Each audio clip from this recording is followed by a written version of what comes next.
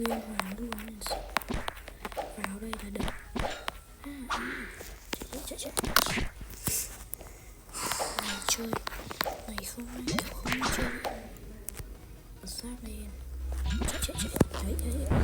Chạy đằng sau.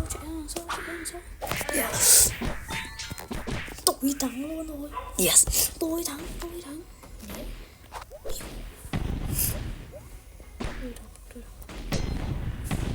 Tôi biết tôi phải gì. Tôi biết tôi phải gì. Chạy.